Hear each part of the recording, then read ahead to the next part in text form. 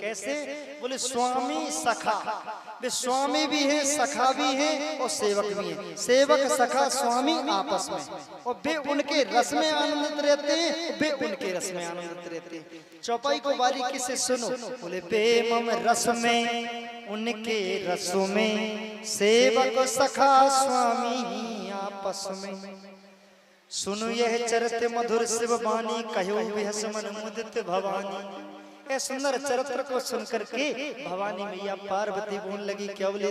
तुमरे जुगल चरित्र तुम जानो, बाल कृष्ण बखानो। बोले तुमरे चरित्र तो तुम ही जानो, हमें तो सुंदर बाल कृष्ण की लीलाओं का दर्शन कराओ ना। बोले बाबा तो बड़ी सुंदर जो है, एक बार प्रभु मातु पिलाए,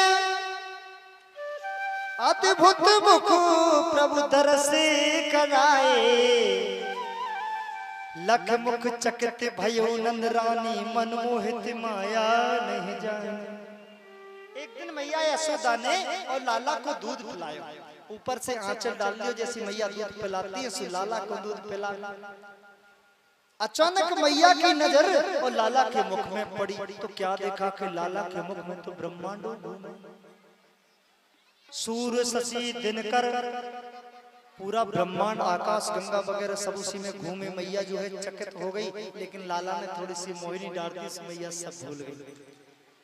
अब आज पगड़ी की रस्म थी, पगड़ी पहनाई जाती है कन्हैया को। कल हमने सामान में भी लिखवाया था, कोई बात नहीं है। करी रस्म पगड़ी की पूरी, संस्कार करवाए जरूरी। अब भगवान श्याम सुंदर और बलराम जी थोड़े बड़े होने लगे। एक गौर एक श्याम छवि, सजे कनक सिंगार, नंद भवन में करत जुग जुग अवतारो बिहार। बरन न जाए बाल छवि बाकी, मणिमय अजर मनोहर झांकी। गौर श्याम जुग तन मन मोहे, नीलांबर पीतांबर सोहे। मैया यशोदा ने कान्हा को झबला पहनाया। झबला जानती मैया? जानती होंगी। छोटे से लाला को झबला पहनाते, खुली हवा लगने वाला एक वस्त्र होता है छोटा सा। कटकिन कन्या राजत, कर खुन खुना खिलौना बाजत। अब कान्हा थोड़े बड़े भाई खिलौना बजाने लगे। प्रथम बार नवनीत चटाया मैया ने। एक दिन पता है पास नहीं कर दे लाला की। पास नहीं जानती है मैया, पास नहीं करना माने एक संस्कार हो गए। जिस दिन कुछ चटाया जाए लाला को, तो एक नवनीत लेके चटाया। अब जैसे ही लाला को नवनीत चटायो तो लाला तो थोड़े बड़े भय, पकड़ भीत ठाड़े भय दाऊ, कर प्रभु गुट रन चलने हो पाओ। माखन अति मीठो लगे, मन हित मन दद हित ललचात। और घर घर दधि मथन धनी मोहन के मन भात। अब मैया सवेरे सवेरे दध मंथन करे। एक बात बताऊं, जब मैया मठा भाती है ना, तो नींद बहुत अच्छी आती है। हाँ सुकाना बहुत घर घर की ध्वनि में खूब सोवे। रन रंजित तने कैरी दधि दोना, रजय रंजित कर कैरी दधि दोना। सोहर सो सोमा सल निसलोना।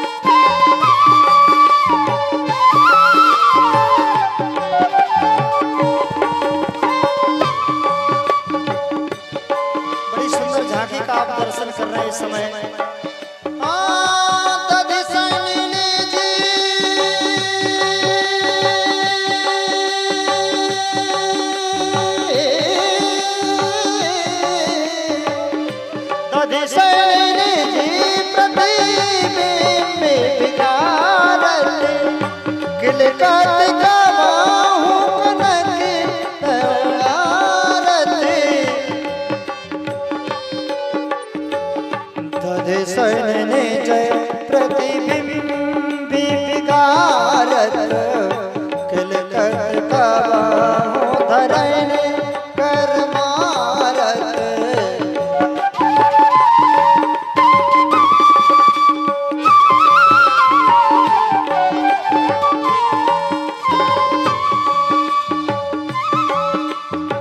सतेर प्रभु तो तल बोली पर्वत कब सुरत कर बोली कबो खींच कर खींच उतारे मुरबन माल कान डोड़ा रे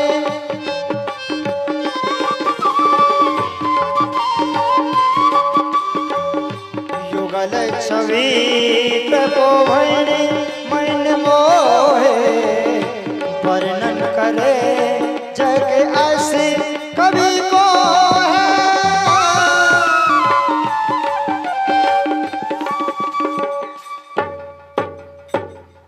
युगल छवि तरफ भन मन मोह है और वर्णन करे अस जग कभी को है।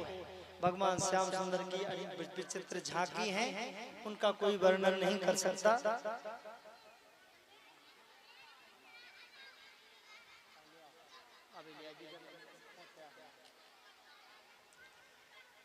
एक दिन खींचो श्याम सलोना सो खेलन मांगत चंद्र खिलौना। भगवान श्याम सुंदर एक दिन चंद्र खिलौना के लिए भैया मचल गए। अच्छा छोटे बालक जो हो वो कच्छू के लिए बड़ी रार कर कुछ भी, हमको तो घोड़ा चाहे, हमको तो फुकना चाहे, हमको तो खिलौना चाहे, हमको तो जलेबी चाहना। भैया छोटे बालक है। आजकल के बच्चे क्या मांगे मैं बताऊं कि आप बताएंगे, हम बता देते हैं। आजकल के बच्चे चाहे हमको तो मोबाइल चाहे, न कोई जलेबी मांगे ना कोई फुकना मांगे। हाँ दो चीजें जरूर मांगे, भैया मोको तो आइसक्रीम लवा दो, मोको तो मोबाइल लवा दो। हाँ तो काना क्या मांगते, काना किसके लिए खींचते, काना खींचते कि मैया हमको तो वो चाहिए।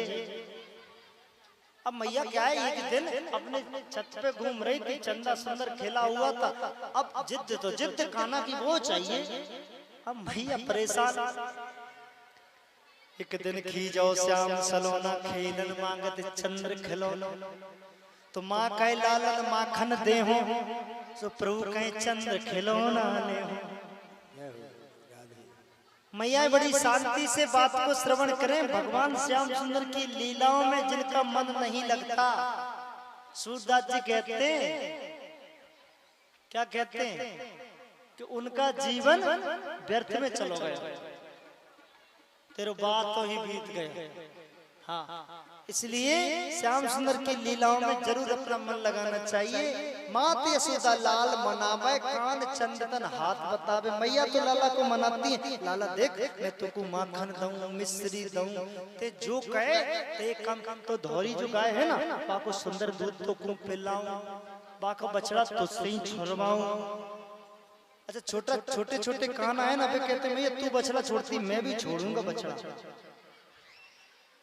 आज जो है काना तो केवल चंदा तन हाथ बताते, कर कर जतन थकी मह तारी और बहला बह नहीं मने बिहारी। बहुत बहलाए बहुत मनाए लेकिन ना मने। उसी समय सरस्वती जी आई। सरस्वती जी कौन है? सरस्वती जी साक्षात बुद्धि की देवी है, संगीत की देवी है।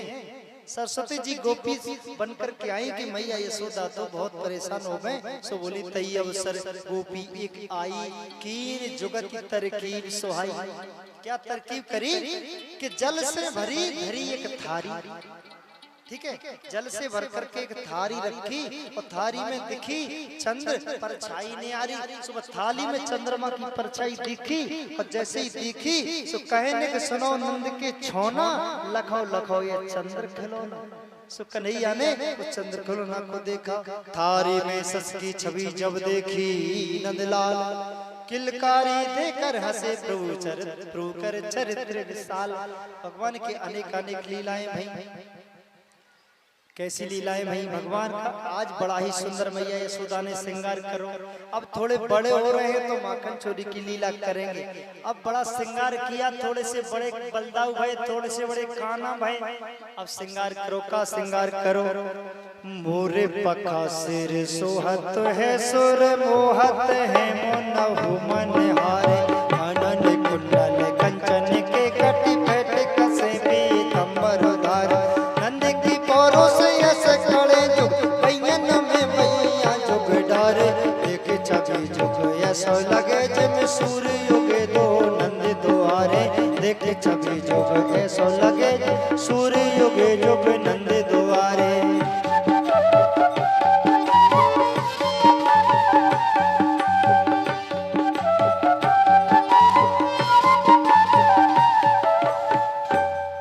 जैसे ही जो है नंद की पौर से श्याम बलराम कड़ते हैं तो ऐसा लगता है जैसे दो सूरज उगे हो। एक दिना प्रभु खेल के आए सो मांगे उठे दद श्याम सलोना। ए मैया, ओ मैया, मैया काय काना काय गोटे रे। मैया मुझको बहुत भूख लगी है, माखन दे दे। अभी अभी तो खा के गए लाला। नहीं मैया मैं खेल के आया, से खेलने में पच गयो, अब तो दे दे। मैया उस समय कुछ काम कर रही थी। माते लगी गृह काजन में प्रभु ढूंढ थके नवनीत मिलो ना। मैया गृह काज में व्यस्त भई सो कान्हा ने का करो एक खिलौना रवे घोड़ा सोने का। अब सोने का जो घोड़ा था मटकी टंगी थी ऊपर। तो जोर से कन्हैया को रिस आई कि मैया अपने कामों व्यस्त है। ऐसी कैसी मैया कि लाला को ख्याल हो गई लाला को माखन न देवे। सो जोर से वो घोड़ा खिलौना था, जोर से मटकी में धड़ाम से मारा, मटकी फूट गई। मटकी फूट गई, जो उसमें दद था वो पूरा बगड़ गया। फूट गई मटकी दद की सो खिलावन खान लगी दद लोना। अब जैसे ही मैया यशोदानी ने धड़ाम को शब्द सुनो तो मैया यशोदा जी दौड़ के आई। शब्द सुनो नंदरानी भगी रही देख ठगी प्रभु को तो भारी। फूटी डरी मटकी सगरी ददी फैलो डरो चुप बैठो बिहार। ए लाला तखत पे से नीचे बैठो, सब बैठ जाओ तखत पे से नीचे। अब दद तो सारो फैलो डरो। शब्द सुनो नंदरानी भगी रही देख ठगी खजको तो भारी। धूल भरो तन श्याम सजो तई पे मुख माखन की छवि न्यारी। मात को देख छिपात फरे, मात को देख छिपात फरे नवनीत भरे कर कृष्ण पिछारे। जैसे मैया को देख, जैसे किसी से बालक से कुछ गलती हो जाए ना तो भयभीत हो जाए। अब मटकी फूट गई, मटकी फूट गई। कन्हैया एक कोना में दुखे बैठे। मैया आई, मैया ने देखा मटकी फूट गई। कान्हा ने सोचा मैया मारेगी, सो कान्हा ने अपने दोनों हाथ पछाड़ी छिपा लिए, ऐसे हाथ पीछे छिपा करके और बोले बैठ गए। मैया ने कहा कान्हा ये मटकी किसने फोड़ी, बोल ये मटकी किसने फोड़ी बता। कान्हा के मैया मैं ना ही फोड़ी। मैया ने कही देख आप मैं तो को देखो। सो कान्हा को मैया ने जो है क्या किया, एक छड़ी से मारने के लिए दौड़ी मैया। और कान्हा जो है भागने लगे। हो भयभीत भगे भगवान झुझ पाछन माई सुआंगे कन्हाई। आज कन्हैया मैया के डर से भाग रहे हैं। एक शब्द में कहें तो भक्ति रूपी मैया के डर से ब्रह्म भाग रहा है। ब्रह्म आगे और मैया पीछे। अब केवल कितना अंतर है कि 2 अंगुल का अंतर है। बस 2 अंगुल की कमी पड़ जाती है भक्ति और ब्रह्म में। ये बीच में जो 2 अंगुल का है ना, ये कौन है? ये 2 अंगुल ये माया है, ये अहंकार है।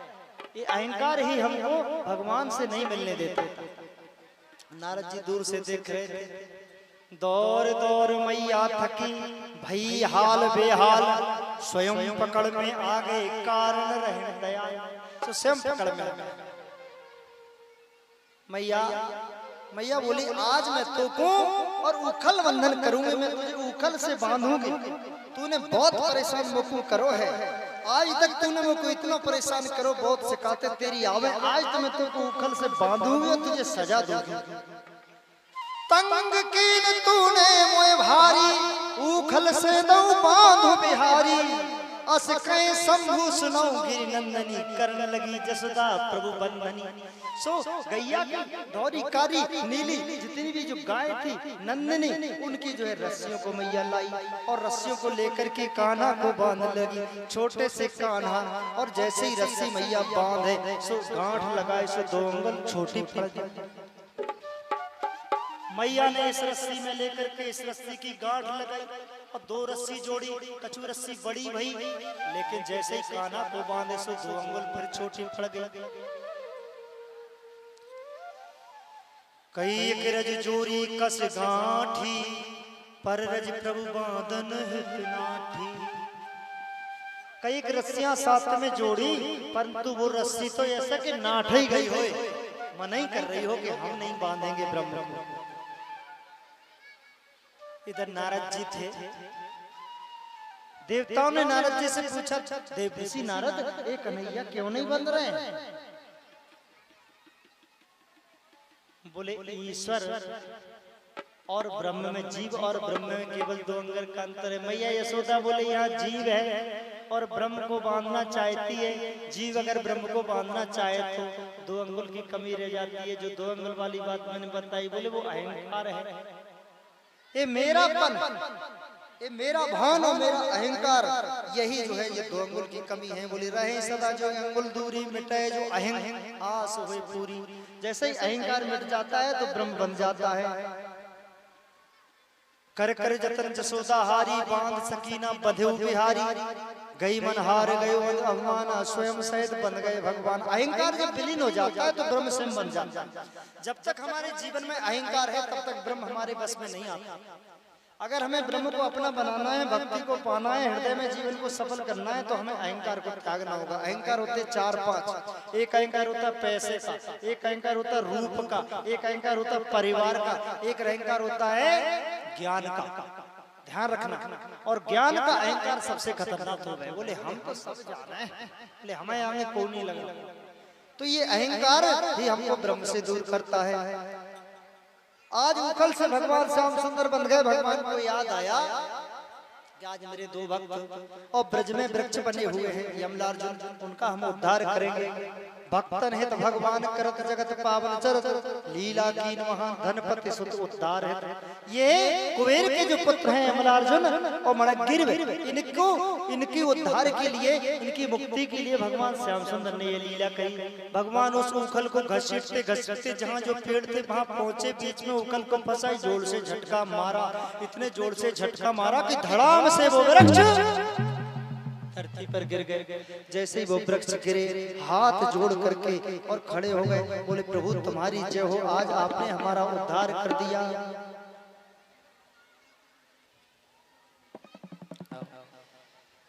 आज ये कौन थे थोड़ा समझ लीजिए। ये थे कुबेर के पुत्र और इनको इतना अहंकार हो गया था कि ये नंगे स्नान कर रहे थे अपनी स्त्रियों के साथ। बंधु, नंगा स्नान करना बहुत पाप होता है। आजकल कई लोग नंगे स्नान कर लेते हैं।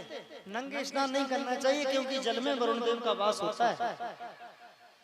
तो एक बार जो सरोवर में स्नान कर रहे थे उसी समय नारद जी निकले। सो इनकी जो स्त्रियां थी वो तो जो है जल्दी जल्दी वस्त्र पहन लिए, लेकिन ये नंगे ऐसे खड़े रहे वृक्ष की तरह। नारद जी ने श्राप दिया, तुम नग्न हो और तुम वृक्ष की तरह जड़ खड़े हो, जाओ वृक्ष हो जाओ।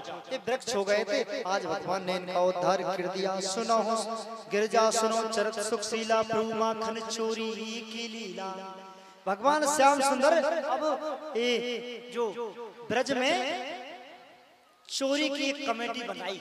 सो बहुत सारे ग्वाल वाल थोड़े बड़े भले ना कन्हैया, तो कन्हैया ने क्या किया, बहुत सारे ग्वाल वालों को इकट्ठा किया और कहा कि अपन अब माखन चोरी की लीला करेंगे। माखन चोरी की लीला तो बहुत बड़ी है, 2-4 दिनों में ना गाई जाए, लेकिन आप माखन चोरी की लीला सुनो। एक दिन की बात, जब भगवान गोपियों के घर में जाकर के माखन चुराने लगे इसमें गोपियां स्वयं चाहती है कि कन्हैया हमारा माखन चुराए, गोपियां दर्शन करना चाहते हैं कान्हा के, तो बहुत प्रकार से भगवान माखन चोरी की लीला करते हैं। और एक दिन की बात है कि एक प्रभावती नाम की गोपी रहे, वो भगवान को बहुत प्रेम करे और वो याद करे कि कहूं मेरे घर में कन्हैया माखन चुराने आवे। एक दिन कन्हैया ने सोचा कि प्रभावती मुझको याद करे तो माखन चुराने के लिए, और गोपी के घर में कन्हैया जो है पहुंचा, अपने पूरे ग्वाल वालों की कमेटी थी उसको लिया और लेकर के पहुंचे। गोपी उस समय सो रही थी, गोपी का पति भी सो रहा था और माखन भी उसने सुरक्षा से रखा था, ऊपर सेके पे टंगा हुआ था। कन्हैया ने क्या किया, वो जो गोप था ना बड़ी बड़ी मूंछों वाला प्रभावती का पति, सो आराम से उसकी खाट को उठा करके दूर रख दी और कन्हैया पे श्रीदामा पे सुबल पे कन्हैया तीन तराव पर चढ़ करके और मटकी से माखन निकाला और निकाला करके, और जैसे ही मटकी फूटी धड़ाम उसका पति जागा और प्रभावती ने उसके पति का कृष्ण का फटाक से पकड़ लिया। अब हाथ पकड़ा सब कन्हैया हाथ को ऐड करके भाग गए। प्रभावती ने मन में दे लिया कि आज तो तू भाग जाओ लेकिन कल मैं तुमको पकड़ के रहूंगी। सो प्रभावती ने कहा करो, अपने छाजे पे अपनी अलमारी में अपने द्वार पर माखन की छोटी छोटी कटोरियां रख दी कि कान्हा अब आएगा, और आराम से प्रभावती छिप गई, कुछ गोपियां छिप गई, कान्हा अपने ग्वाल वालों के साथ आए और उसका जो पति उस दिन घर में नहीं था, और जा करके जैसे ही कान्हा ने माखन को खाया तो प्रभावती ने हाथ इतनी जोर से पकड़ा कि कन्हैया बहुत उचके कूदे, लेकिन प्रभावती तो प्रभावती और पकड़ लिया कान्हा का हाथ। और कान्हा का हाथ जब गोपी ने पकड़ा, उन्होंने कहा लाला तेने हमारी बहुत मटकियां फोड़ी और बहुत माखन खाया, आज बोले हम तुझे मैया यशोदा से पिटवाएंगे। सो प्रभावती कान्हा को पकड़ करके और जो है ले जाने लगी।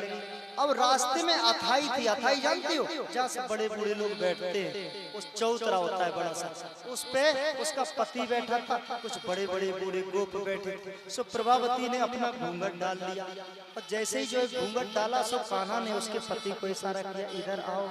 सो वो आ गया, प्रभावती ने देख नहीं पाया, उसके पति से कहा देखो ये जो है मैया यशोदा के पास तुमको मिठाई और माखन खिलवाने के लिए ले जा रही है, इसके हाथ पकड़ लो। सो प्रभावती ने जाने के कान्हा का हाथ पकड़े, प्रभावती ने उसके पति का हाथ पकड़ लिया और कान्हा ने दौड़ लगाई और दौड़ लगा के कान्हा पहुंचे सीधे और मैया यशोदा के महल में जाकर पलंग पे सो गए। अब प्रभावती द्वार आई और द्वार पे आकर के आवाज लगाती हो मैया, कौन टेर रहा है, कौन बुला रहा है? अरे मैया यशोदा बाहर आ जरा। मैया आई, काहे को चिल्ला रही है, क्या बात है? बोले देख तू कहे के मेरो लाला माखन न चुराए, आज मैं जाए रगे हाथ पकड़ के लाई हूँ। मैया यशोदा ने कहा कहाँ है मेरो लाला? बोले देख ये है लाला। तो जैसे ही लाला दिखाओ, अरे बोली पगली घूंघट तो खोलिए, लाला है कि तेरा स्वामी है? उसने जैसे ही घूंघट खोलो तो उसको ही बड़ी बड़ी मूछन वालों पति बापू नजर आयो, और जब पति नजर आयो तो प्रभावती तो बेचारी शर्मिंदा हो गई, शर्म गई और अपने घर को चली गई। ऐसी सुंदर सुंदर लीलाएं सब कुचा कर प्रभावती गई आपने गे है, और मैया अति करने लगी। लाला सोई स्नेह, लाला को बुलायो, क्यों लाला तू ब्रज में चोरी करेगा? एक मैया ऐसे ही तुझे अपने पतियों से माखन चुरवावे और मुंह को उड़ानो देने आ जावे।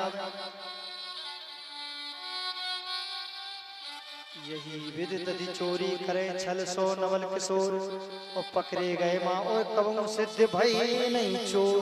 कई बार खाना पकड़े गए लेकिन चोर सिद्ध नहीं हुए। अच्छा एक बात बताएं, किसी भी शास्त्र में ये नहीं लिखा है कि कान्हा ने दूध दही चुराया, और बता दूं मैं आपको, भागवत में आया है दध चोरी लीला। दध माने होता है मन, कान्हा ने मन चुराया है, ये भी वेदांत में आपको बता देते हैं।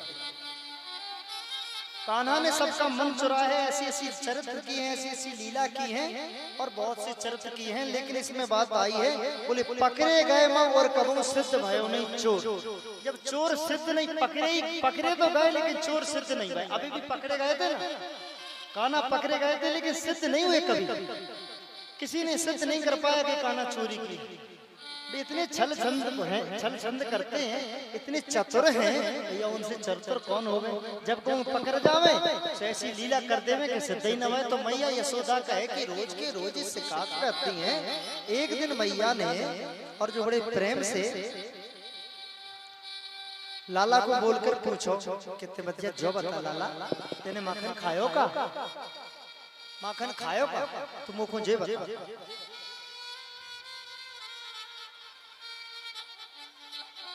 बड़े प्रेम से पूछो। अब मैया को शक होने लगी कि जब इतनी गोपियां रोज शिकायत करती हैं तो कान्हा जरूर माखन खाता। एक दिना समझाए कही कै लाल कते छल छंद मचायो, तेरे घरे का दही की कमी कै चोरन को जगनाम धरायो। रोज शिकायत करे ब्रज के निक साची बता दद तूने चुरायो। कान पकड़ के कान्हा कहे, कान पकड़ के कान्हा कहे, सतमाईरी में नहीं माखन खायो, सतमाईरी में नहीं माखन खायो। कान्हा की चतुराई समझ में आपको आई कि ना आई बताऊं? कान्हा कहते हैं सतमाईरी में नहीं माखन खायो, सतमाईरी में नहीं माखन खायो। शब्दों का खेल समझ में आ रहा है? सतमाईरी में नहीं माखन खायो, सतमाईरी में नहीं माखन खायो। समझ में आ गया? मैं नहीं, मैया मोरी मैं नहीं माखन खायो, मैया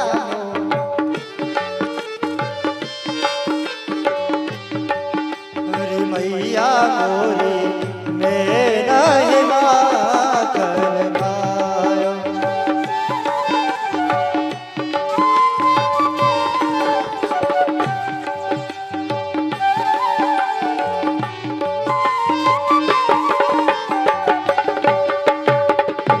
ग्वाल वाला सब पैरों पर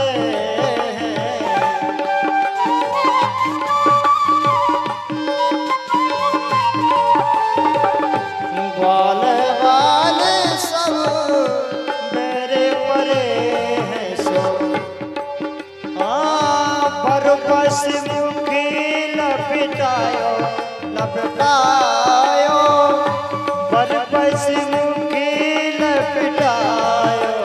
मैया मोरी मैं नहीं माखन खायो।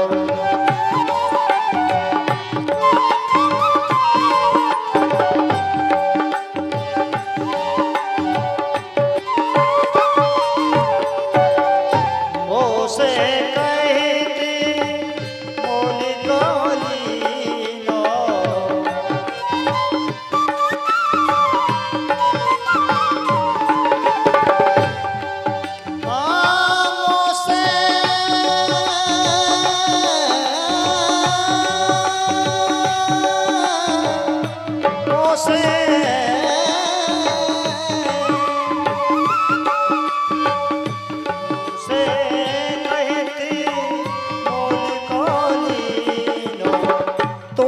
जसुमती कभी जायो मैया मोरी, तोय जसुमती कभी जायो मैया मोरी मैं नहीं माखन खायो।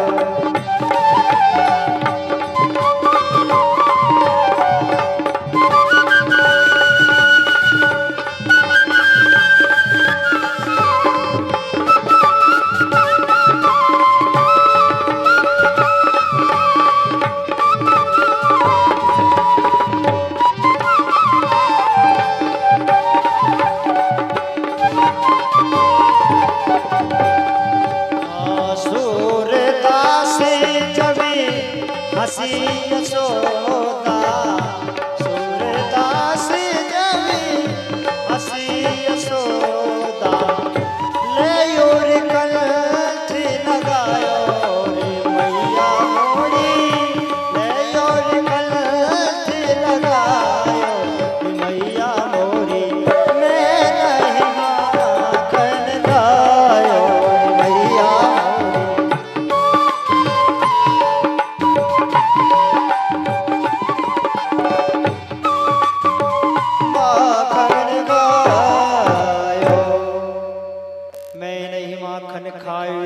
सत्य कहूँ सुन मात, मोए खियावत ग्वाल सब संभल दाऊ भ्रात। मोते कहे तो मात ने लियो काऊ सन मोल, मैं का तेरो सच नहीं साची साची बोल। बात तो ये थी कि मैया डांट रही थी काना को, और काना ने उल्टा मात को ही परेशान कर दिया। काना ने कहा मैया, मोते दाऊ ने कहा कि तैं थोड़ी मैया को लड़का है। अरे मैया को अगर लाला हो तो गोरो हो, तो गोरे नंद गोरे जो है जसोदा रानी गोरे होते होना चाहिए, गोरे की नहीं, लेकिन तू तो कालो है। कालो है, पता कैसे कालो है? एक बच्चा बेचने वाला आयो तो जब मैया के यहाँ कोनो लड़का ना रहे तो वहां से कछु ददमाखन दे करके तो खरीदो तो सो मैया ते मुझको साची बता, मैं तेरो लाला हूँ कि मुझको खरीदो। मैया ने कहा कि कहे माते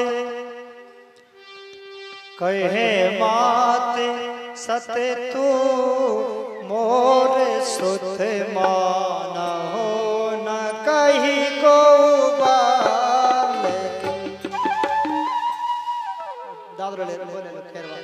कहे मात सत्य तू मोर सुत माना हो न कही को बालकी, तुमको चिढ़ावत दाओ सबो ये बाल लीला बालकी। रुच के मंगाए नए खिलौने, हाथी घोड़ा पालकी। रुच के मंगाए नए खिलौने, हाथी घोड़ा पालकी। तब तक द्वार ने ग्वाल बोले, जय कन्हैया लाल की।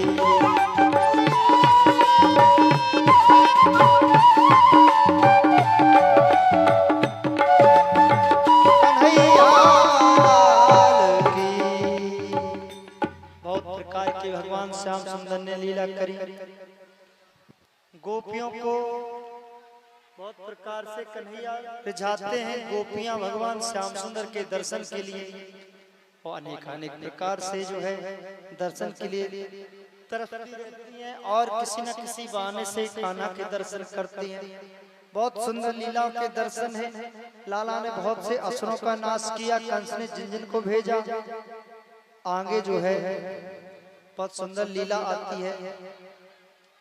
आज अगासुर बकासुर की लीला आपको कल सुनाएंगे, लेकिन आज आपको बड़ी सुंदर लीला सुनाते हैं जो आपके ज्ञान की लीला है।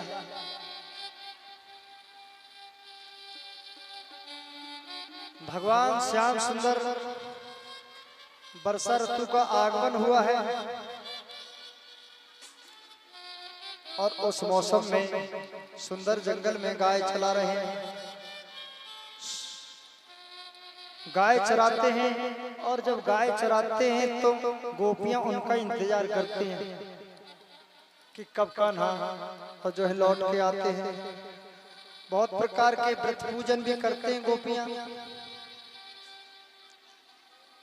और कान्हा के लिए बड़ी सुंदर जो है दूध दही रखती हैं, और दूध दही रखती हैं और कहती हैं कि हे कन्हैया, हम तेरे लिए सुंदर सुंदर दूध जमाती हैं, दही जमाती हैं, और तू हमारे यहाँ आकर के दूध दही का भोजन किया करो। और कान्हा जो भी उनको श्रद्धा से पुकारता है और आते हैं कान्हा। एक दिन संपूर्ण ब्रज में बड़ी विचित्र प्रकार की मिठाइयां बनने लगी।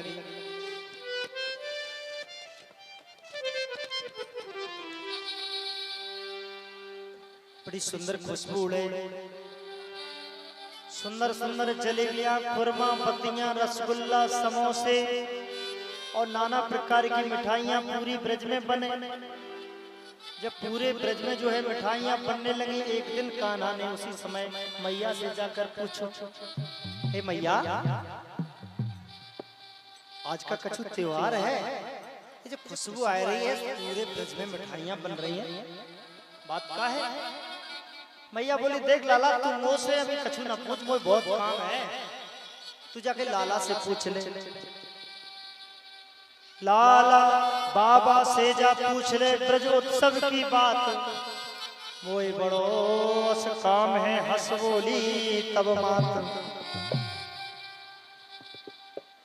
कान्हा ने देखा कि ब्रज में बहुत बड़ी अथाई पे नंदराय जी बैठी हुई और चर्चा कर रहे हैं। कान्हा ने जाकर के बाबा से पूछा, बाबा ये जो ब्रज में बड़ी बड़ी मिठाइयां बन रही हैं, ये जो है क्या है, कोई त्योहार है क्या? अब कान्हा थोड़े सयाने हो गए, कुछ बड़े हो गए, 7 साल के हो गए, ध्यान रखना। अब 7 साल के जब लाला हुए तो 7 साल के लाला कुछ आदरू हुए ब्रज में।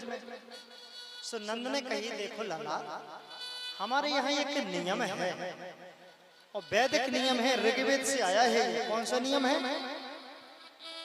कि जब जो बोले वर्षा ग्रीष्म ऋतु बीत जाती है और ग्रीष्म ऋतु जब बीत जाती है तो वर्षा ऋतु आने को होती है, तो उस समय हम इंद्र की पूजा करते हैं और उस इंद्र की पूजा में हम बलि भी देते हैं।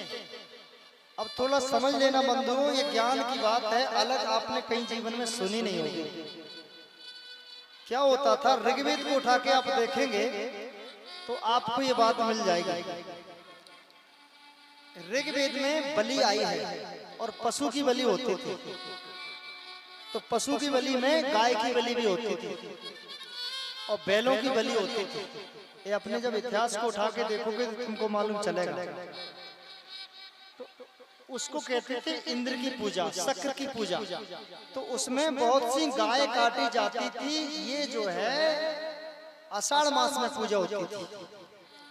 तो कान्हा ने देखा, जब बाबा ने बताया कि बाबा ये बहुत सारी गाय खड़ी हैं और बहुत सारे जो बैल खड़े हैं और एक इसका क्या होगा, बोले इनकी बलि लगेगी, वो हमारी परंपरा की पूजा है और आज से नहीं कर रहे हैं, हमारी पैरियों से चली आई है। तो कान्हा ने सोचा ये तो ठीक नहीं है, गौ की हत्या करना ठीक नहीं है। अब आप जो मेरी बात को सुन रहे हैं चैनल के माध्यम से, जो भी सुन रहे होंगे उनके दिमाग में यह आ रहा होगा ये बात बिल्कुल गड़बड़ है, गैया तो कहीं काटी ही नहीं गई है। आप अपना इतिहास उठा के देखिए, तब आपको मालूम चलेगा कि कितनी गाय काटी जाती थी, कितने बैल काटे जाते थे। अब ऋग्वेद को पढ़ना कभी, तब आपको मालूम चलेगा। तो कान्हा ने कहा कि गाय को नहीं काटना चाहिए, गौ बलि नहीं होनी चाहिए, उसका प्रमाण दूंगा मैं आज।